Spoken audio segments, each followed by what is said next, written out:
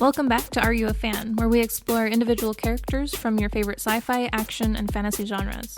A big thank you to MoonBoundProductions for supporting today's episode. If you would like to express your support, please like and share the show. Here's your hosts, d-rael and Joker. Hey folks, no shouts this week, but why don't you go give us a like, share, and follow. And a subscription. Ooh. So this week's character, actually, you know what? I have a question for you, Joker. Yeah. If you could pick one mutant superpower, what would it be? Honestly, I'd probably go with the healing of like Logan and Deadpool. Just that way, you're just kind of always there. You can do some really stupid stuff with that ability. I would be very experimental. You really could. I would definitely push my limits. Oh damn. Well, if you're gonna take that one, well, I guess you be Wolverine. I'll be Morph. I'll have the shape shifting ability. That works. That'd be a fun one too. That really would. Especially if you could do like druids and D&D and morph into animals. Just fly over. Oh, I take revenge on some people's cars. Right. Okay, that brings us into our character this week. We are covering the merc with a mouth, Deadpool. And that's kind of why that question exists. So let's get into it, starting with his real world. Created by Fabian. That is you got this, Joker? Nope. Okay, Fabian Nicieza. I don't know. Nikiza. And artist/writer Rob Layfield. It's going to be Fabian N.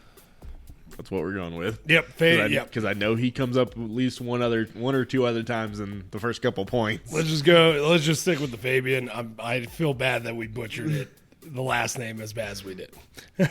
So, okay, Deadpool first appears in the New Mutants, number 98, cover dated February 1991, according to Fabian. So he is just a tad bit older than we are. He's only like 6 months older than me. Yeah. Whoa. So at least there's a hero we kind of grew up with. Yeah.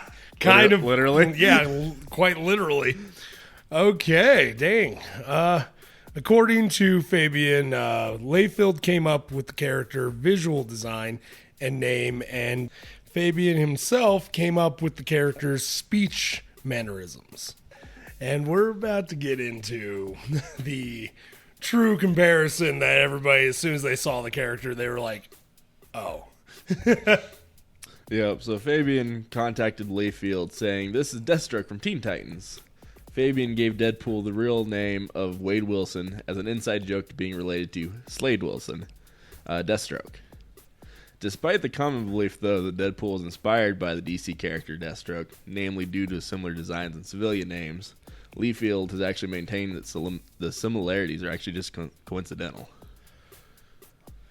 I mean, I feel like it was probably influenced since he is a fan of the Teen Titans, and that's one of their big villains. And sure, it may have had slight influences, but I do feel like part of it could have just been a coincidence that a lot of it was meant as an inside joke and just kind of ran with it.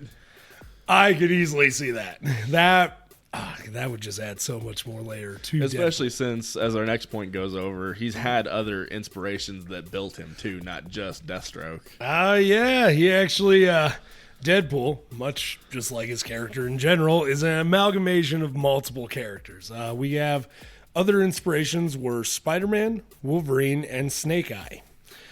Yeah, we almost stayed in the same franchise there. Wait, who is G.I. Joe owned by right now? Well, now it's someone different, I'm sure, but at the time, it's pretty much been a Hasbro company. Cool. So, Layfield states Wolverine and Spider-Man were the two properties I was competing with all the time. I didn't have those. I didn't have access to those. I had to make my own Spider-Man and Wolverine. That's what Cable and Deadpool were meant to be. My own Spider-Man and my own Wolverine, which arguably, personality-wise, kind of accurate. Yeah. Yeah, he got that spot on. Because I feel like, yeah, that was definitely a spot-on one, especially with Wolverine, being the rough, tough, serious dude. Yep. Spider-Man is the witty quip guy. Yep. Deadpool just literally took that. They were like... He just took that and added swear words. Yeah. That's really it. Add swear words and fourth wall breaking. Yep. That was really the only difference between him and Spider-Man. Really is. At least personality-wise. Yeah. Liefeld was quoted saying, "G.I. Joe was my first obsession. Those were the toys in the sandbox with me. Kung Fu Grip, Eagle Eye, I had them all. G.I. Joe is a world of characters that I've always aspired to participate in. Snake Eyes was a profound influence on my creating Deadpool." Which kind of makes sense with the swords and the martial arts. Oh, it definitely transfers over very easily. Oh, completely. As soon as I remember, as soon as I found that, I was like, I looked at both characters. I'm like, oh wow, yeah, that's basically what he did. I thought you'd like that though, being a G.I. Joe fan yourself. Yeah, definitely. We also have both Deadpool and Cable were also meant to be tied into Wolverine's history already from the start. As Liefeld describes, Wolverine was my guy. If I could tie anything into Wolverine, I was winning. Which, I mean, I feel like what I love about statements like that from writers, especially in comics and that, is a lot of times working with that same company, you can kind of just do it. If the issue gets printed, most of the time, a lot of stuff gets overlooked by the higher-ups. Yep. It's not until later on they come back to you and they're like, what is this? And you just look at them and you're like, well, retcon it if you don't like it. Right? Especially with people like that. Like, it's so easy to retcon sections of their characters. Oh, completely. Deadpool starred in a second self-titled miniseries written in 1994 by Mark Waid, penciled by Ian Churchill, and inked by Jason Miner. I'm nervous how easy all those names were to pronounce, and I'm sure that's going to bite us in the ass later. Not the last name either. And Bud LaRosa. La Rosa. LaRosa. Ah, man, I almost made it. I got cocky. Yeah, and I also kind of helped you out because Jason Miner had another middle name that was used with it, but I just saw it and I knew neither of us would be able to say it, so I erased it. I appreciate that. Wade later commented, frankly, if I'd known Deadpool was such a creep when I agreed to write the miniseries, I wouldn't have done it. If someone who hasn't paid for their crimes presents a problem for me. Which, especially in early Deadpool's existence, I get that. Oh, yeah, definitely. He definitely was not a real sympathetic character when he first was appearing. So, in 1997, Deadpool was given his own ongoing title, initially written by Joe Kelly, with then newcomer Ed McGuinness as an artist. That's pretty cool. Yes, that's a bird.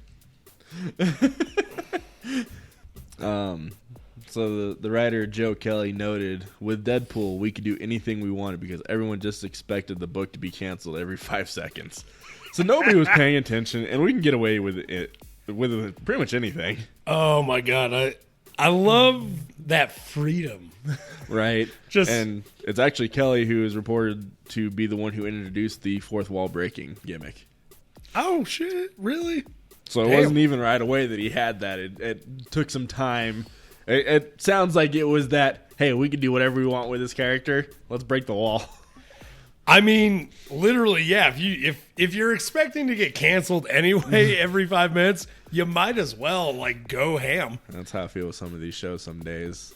As you know, they're definitely seen as they didn't expect to be extended. Oh yeah, which honestly, gotta say, companies, you need to start giving way more solid answers to your writers, because I've noticed the second a writing crew for a kids cartoon realizes they're being canceled, they're like, yeah, let's traumatize them. Yep. What are you thinking? Death. I want the kids to see death. It's like, who hurt you? The studio. Yeah, that tracks.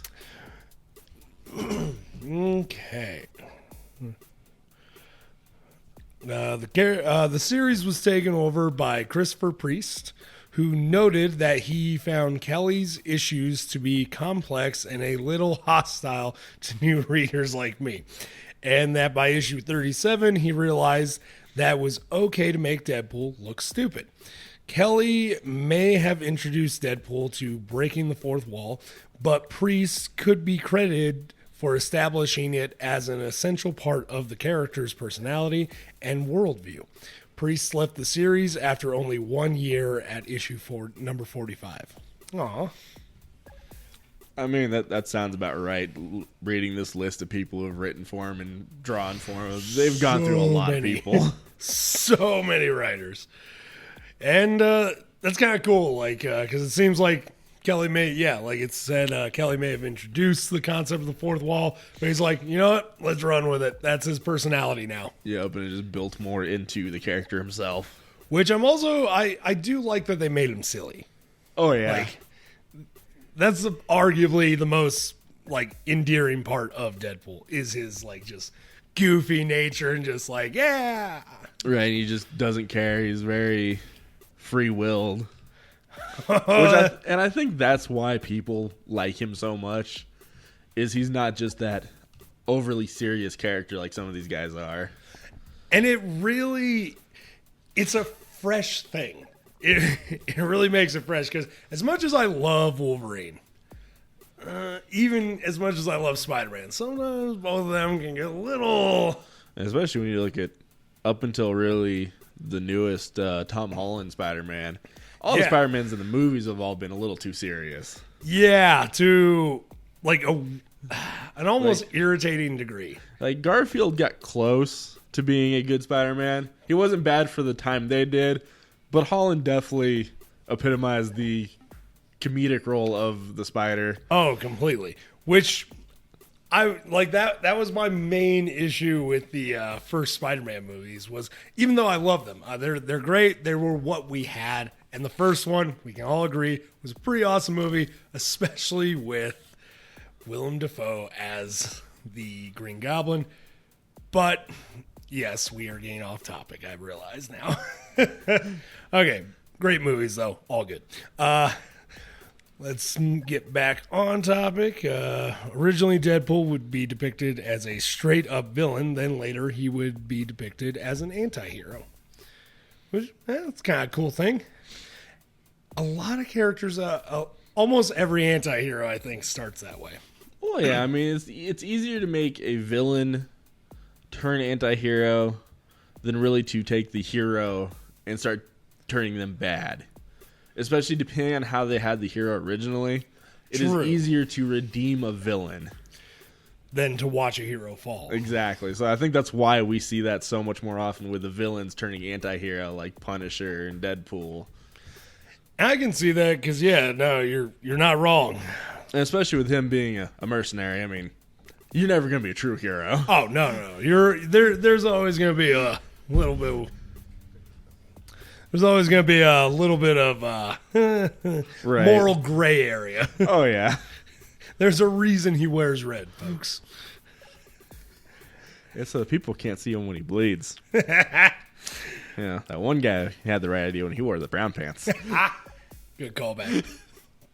See, sometimes it helps watching the movie right before you do the episodes. Oh, because that's the only reason that connected. I fully agree. That's generally what I do. I'm shocked. Why did I not watch the Deadpool movies this week? I think I've been busy. You've just been busy. Yeah, true. Okay, in his first appearance, Deadpool is hired by Tolliver to attack Cable and the New Mutants after subsequently appearing in X-Force as a reoccurring character. Which X-Force is one of his big ones that he's, big teams that he's part of. Didn't he help kind of create the X-Force? Kind of, yeah. The X-Force, as much as I don't want to bring up because I prefer the movie stay buried, Logan Origins. Oh, don't worry, it was being brought up later anyways. Yeah, I knew it would be. X-Men Origins Wolverine. X-Men Origins Wolverine. in that movie, that group is the X-Force. And yeah, Yep. it's the Weapon X program and that, but it's kind of this whole, like, they kind of get their own faculties in that. It's a whole ordeal with that team. And then we talk a little bit about that specific version of Deadpool when we get down to that movie. Cool. Actually not cool. Yeah, no, that's. I remember my boss was telling me that he saw that, and I'm like, no, that is not Deadpool. You have to watch the real Deadpool movies. That is at least accurate. Yeah, they butchered our boy. Yeah, they butchered my boy. All right, now that we're done with the slightly longer real world that we haven't had since Black Panther. Oh, yeah. It was really the last one we had with a decent-sized real world history. Wonder Woman had a decent one. True. I think forget about that one because I wasn't a part of that episode. Yeah. I see why you wouldn't really remember it as well in that, but Yeah, I very much tuned out that episode as you guys were talking. because This is out of what we're on 16 episodes now, 17, and we've only had 3 that have had an actual decent-sized real world history. Because I'm really trying to think now, and I think you're right. Most of them were very bare and basic of, hey, this is who wrote it, this is why they made it, and that was kind of it. Yeah, I think Falcon was the next biggest, but even he wasn't as compared to these two. Yeah, just Vietnam and the whole black rights movement. But other than that, there wasn't as much either. Yep. Yeah. No. Wow. Okay. So finally into the in-world, where now we slightly talk about his time, specifically only as Wade Wilson, before he kind of mutates. So he actually has conflicting memories of his childhood. For the most part, they involve one of his parents, whether the dad or the mother, for one reason or another, become abusive. But this would eventually be revealed that his parents were still together living in Canada, and that they kept Wade's room as he had left it. But Wade later, as he would return as an adult, wouldn't recognize the house, parents, or his room. Aw. Which is really kind of depressing to think about. Yeah, this is sad. Because We're supposed to stay light on this one. Well, it also kind of makes me wonder if any of the stuff that leads him into becoming Deadpool had a cause on that.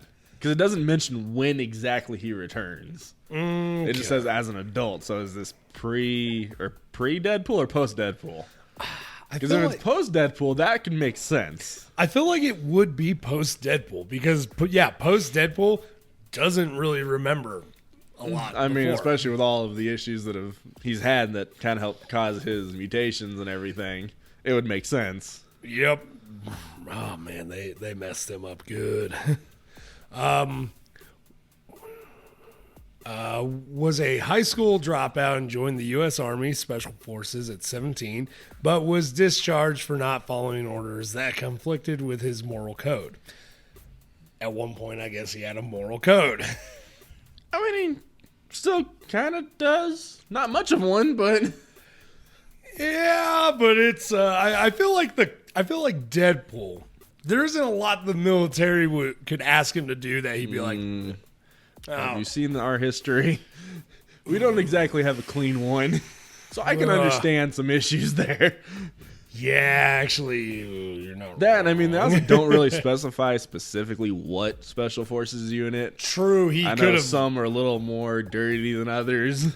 especially in the Marvel universe. Oh, yeah. because there's a lot of special force units that are, they're just straight up murderers. Like they're not fighting a war. They're killing villagers. Exactly. So if it's one of those units, that would make sense. That actually does. That I didn't think about that. Good point. After a failed suicide attempt at 19, he was invited to a CIA-sponsored mercenary assassin group. There is little known history of his time with this group.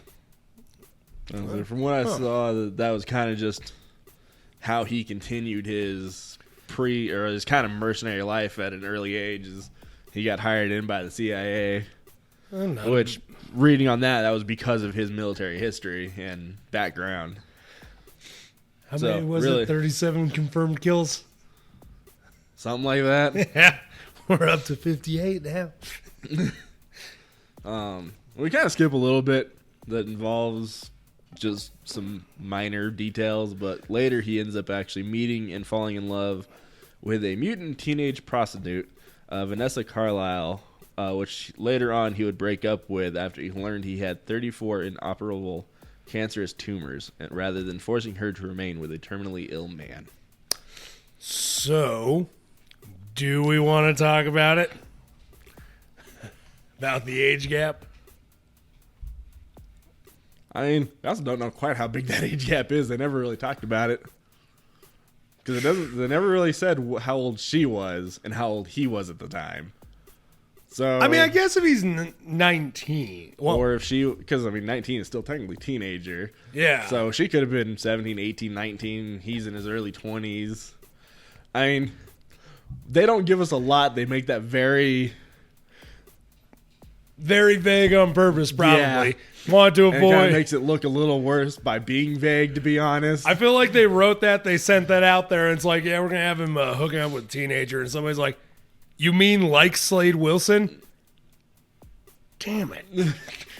Call the writers back. It's too late. It's already printed. Right. But yeah, that's the thing. Is like, it was why I didn't mind as much putting it in here, because they don't really specify, so it's very easy that it could still have been morally okay and legally okay. Okay. In that case. Yeah, they don't mention his age, her age, just that she was a teenage prostitute. I mean, which on its own That's sounds still bad. pretty effed up. That's still a pretty messed up story. Okay, well, so that was a thing apparently. Back in Canada, he would join Department K, a special weapons branch of the Canadian government, where he would gain his powers through the Weapon X program, a joint U.S. and Canadian program. This being said, he had zero powers beforehand. Unlike what the movie would have you believe. Yeah. Well, the Wolverine Origins movie. The Deadpool movie was actually pretty spot on to his origins. Oh, yeah, and I definitely give that to Ryan Reynolds for being such a fan. I'm positive that's the reason it's so close to being accurate. Oh, it's gotta be. He would gain his main healing factor through DNA left behind from Wolverine. However, his healing factor is considered to be stronger than Wolverine's. And because here's the thing. At some point, he's cursed by Thanos by the Infinity Gauntlet, so he can't die. But even without that, there are events he has survived that arguably a lot of people in the comics have said Wolverine would have died. Had that been anybody else but Deadpool, they'd be dead. So, Like, I know he's come back from what, just like drops of blood? Was that pre or post Thanos? Because I know I've heard of stories of him coming back from like nothing. But I also don't know when exactly they take place. So I don't know if it's because of Thanos. It gets real muddled because also after Thanos curses him, at one point Thanos also removes the curse, or somebody removes the curse. It was Thanos. It was? Yeah, I read into that story, which we can kind of go into a little bit later after we finish like his early story, and we kind of talk about random ones. Okay, sounds good. So on a mission with a covert field unit, he would kill a teammate Slayback. Shortly after this, his healing factor would begin to destabilize, bringing his cancer back. Because of this, he ended up becoming rejected from the Weapons X program and sent to the hospice, which was an alleged government facility where failed superhuman operatives were treated. So, yeah, our military. Well, in defense on this one, it was a little bit more on the Canadians this time.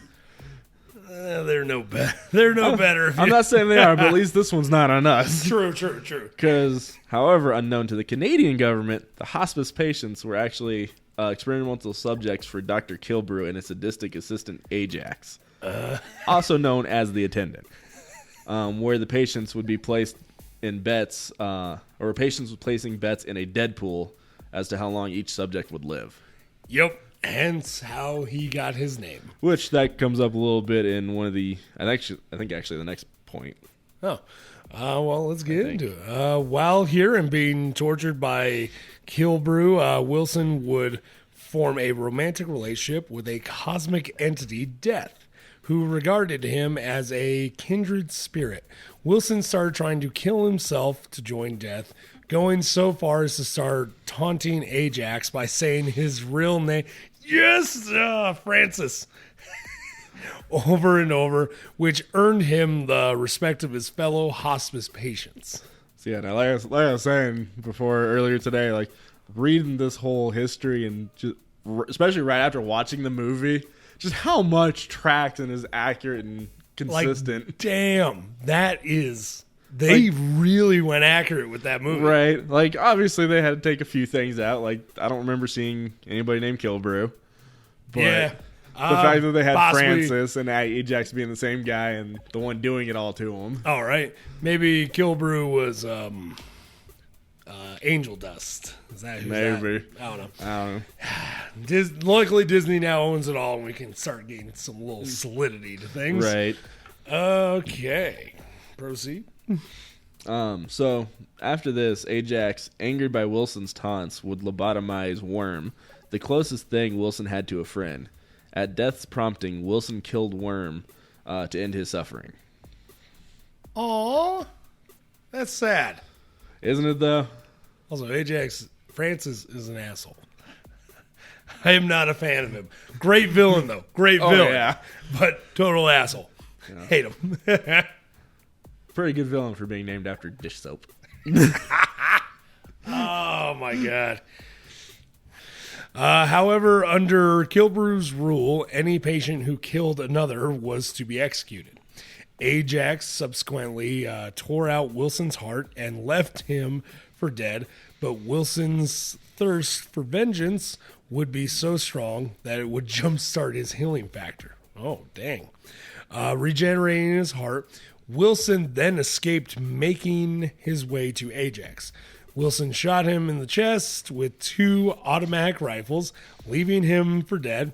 Taking the name Deadpool, he escaped from the hospice with his fellow patients. Oh, he had a prison break. Pretty much, a slightly smaller version than what you see in the movie, but still very similar. Where he survives the fight with Ajax when he tries to kill him. I mean, he doesn't have him trying to kill Ajax in the fight or leaving him for dead, but it still has a lot of similarity with him having his healing factor being jump started because of Ajax. I would say they stayed true to the spirit of the story, and that is a big deal, I think. Especially because the facility they had in the movie, I'm sure, was a lot smaller and very different than this. Oh yeah. So it worked. I feel while it still stayed true to the feel of it, it had to be changed a little bit to fit it. And ultimately, with any character, moving them from a comic or a cartoon into a live action, changes are going to need to be made for us to not just immediately be taken out of the experience. Right. Okay. But now that we're kind of at the end of all that, because this is when he becomes Deadpool and he has all of his adventures as the Merc with a mouth.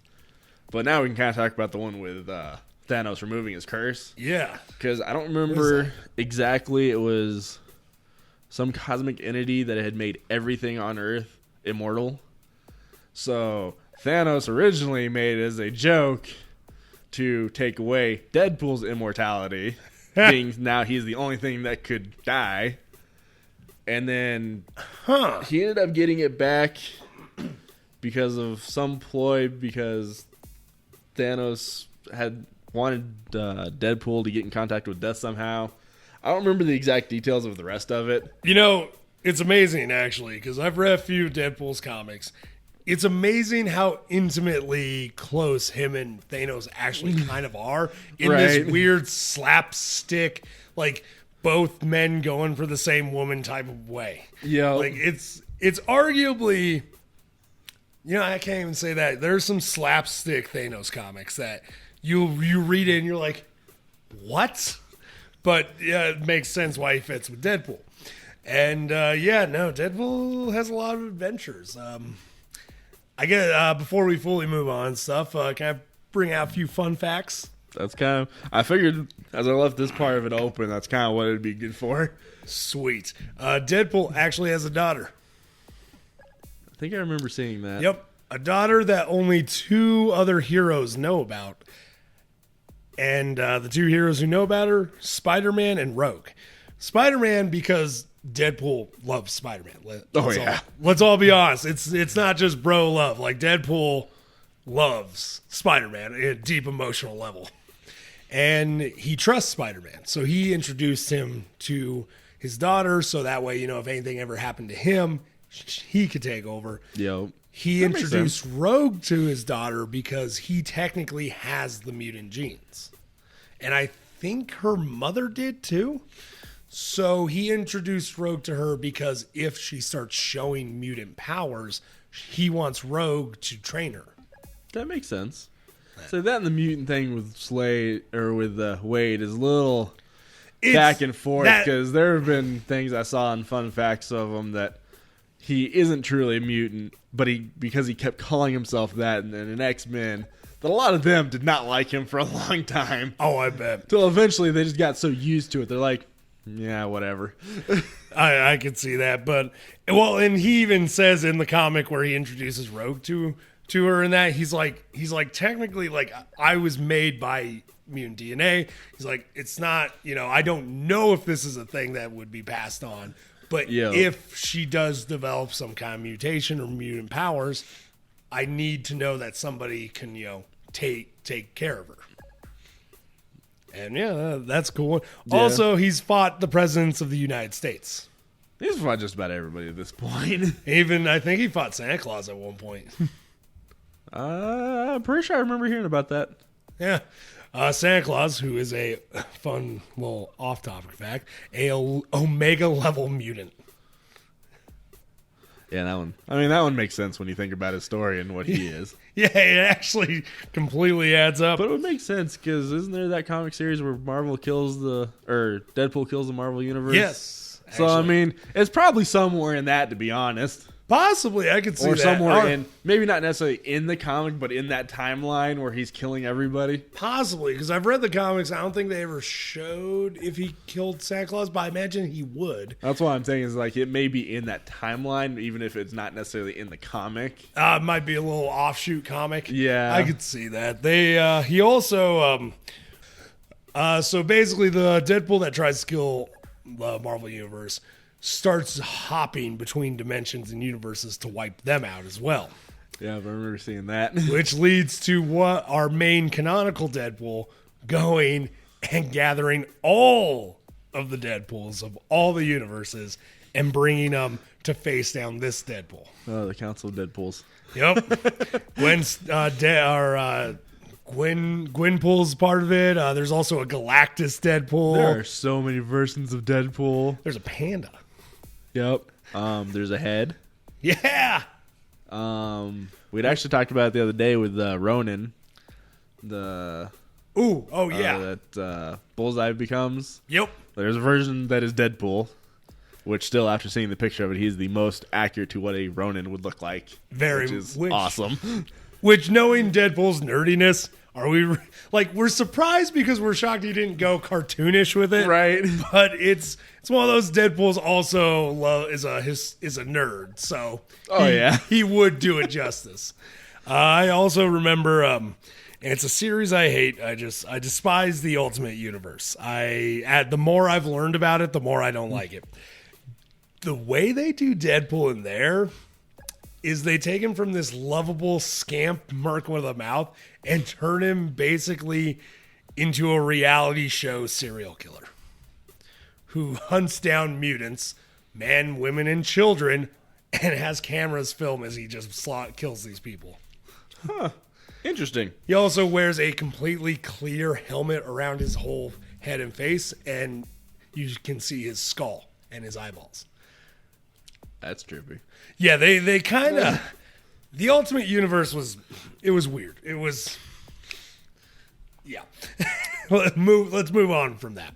I mean, if I remember correctly, wasn't one of the comics that is credited with why Reynolds wanted to become Deadpool?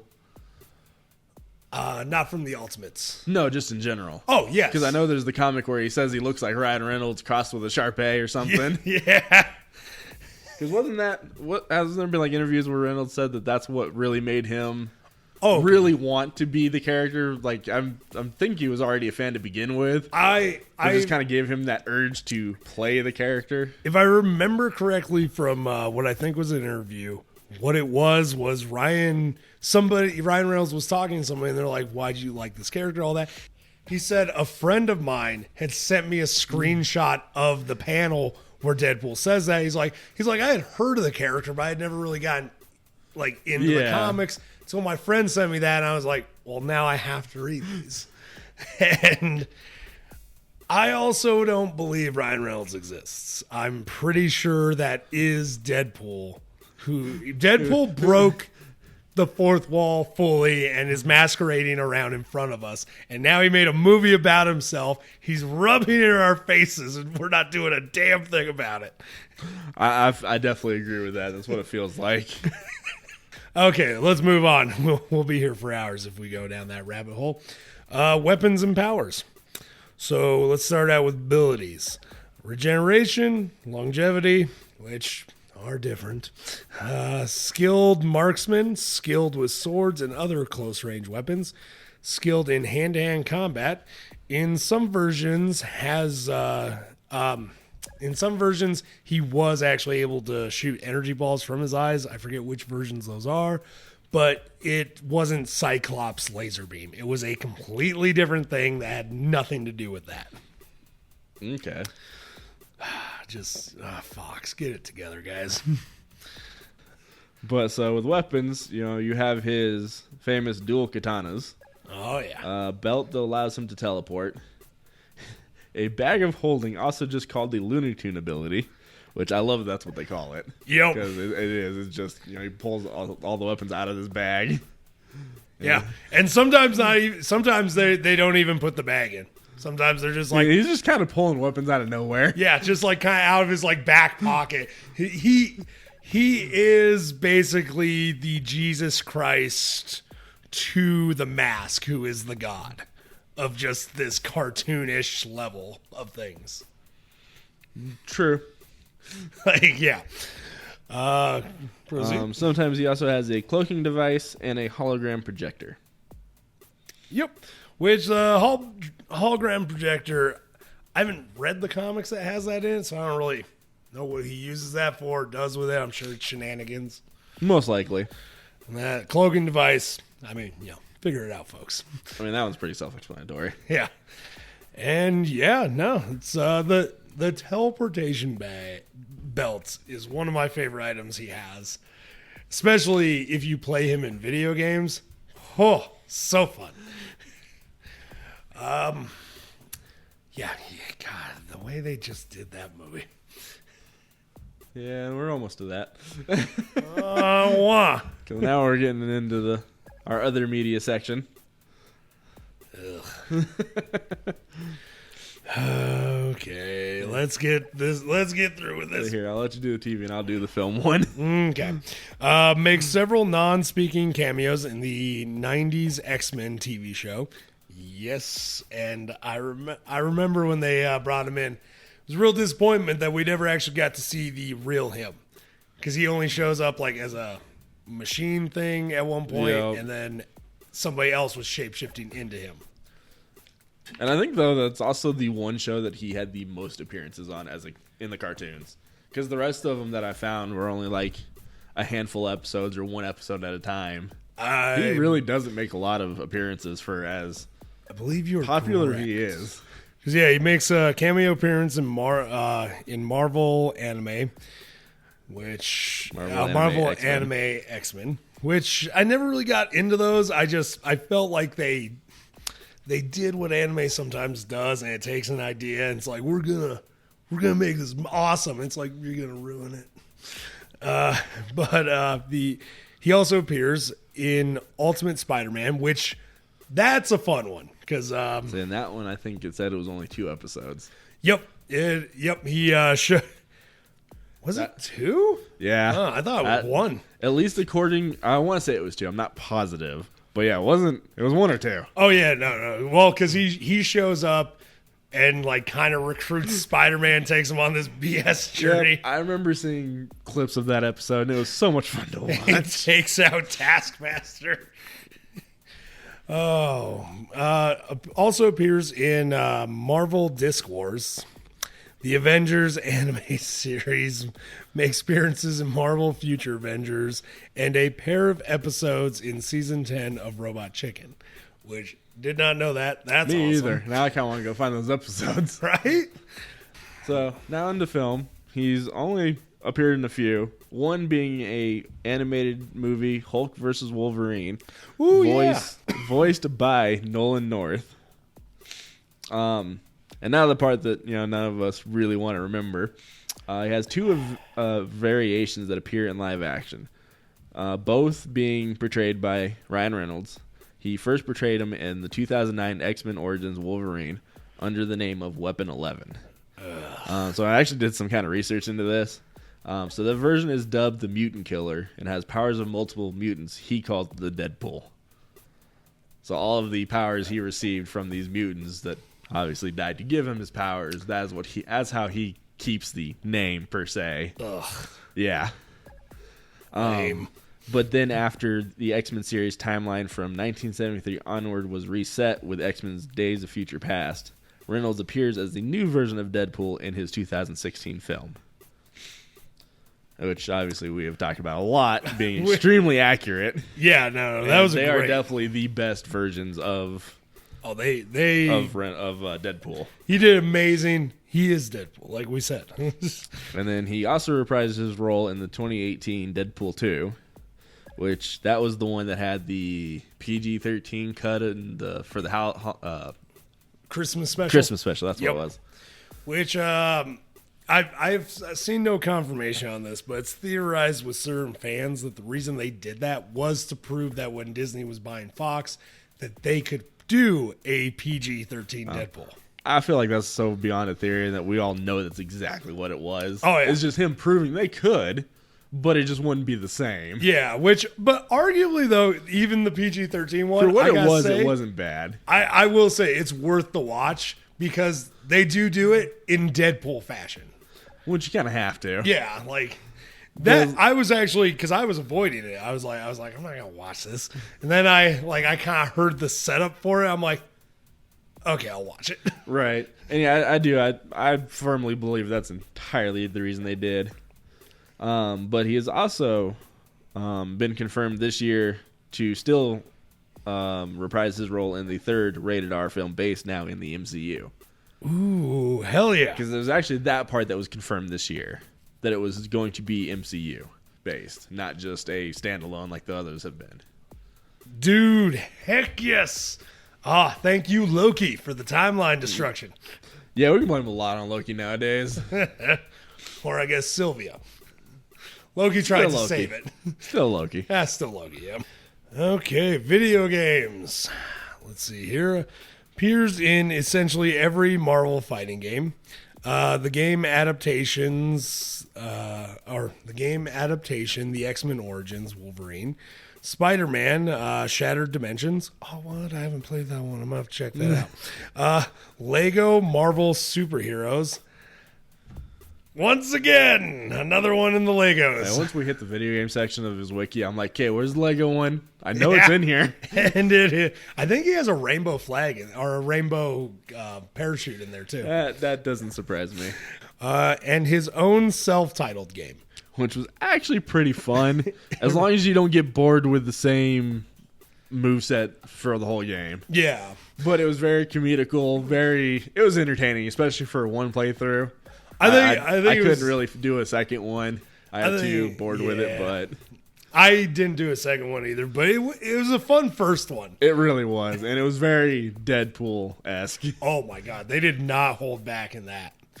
Yeah, and as we said in the first part of this section of every Marvel fighting game, I was not listing off 10 different fighting games at least, because that's for the most part. That's the main thing he has shown up in is as a appearance in one of those games. I could see that. The Alliance games, all the ones on the mobile, the ones on Facebook. He is in all of them. Makes sense. I mean, he's a fighting type of guy. So exactly. Actually, it fits. It really does. I'm sorry, what? Yep, so he is the first one we found with a pinball section.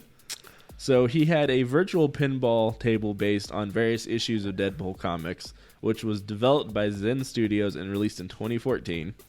He also has a physical table based on Deadpool products by Stern Pinball, released in 2018. Huh. That's kind of cool, actually. Right? You think we got space? We definitely do not. Because, no, I knew exactly where you're going, because I thought of it, too, when I saw that.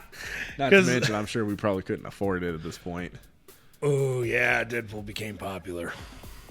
And it's been out for 3 years. Yeah, I don't think we could afford that. Yeah, probably not. If anybody wants to donate to us, let us know, and we will get a P.O. box. So, yeah, no. Anything else you got to add to this? Nope, I got nothing, really. I think we're good. So, yeah. Well, here's my one thing to add to it. There is a listing online for just under $9,000.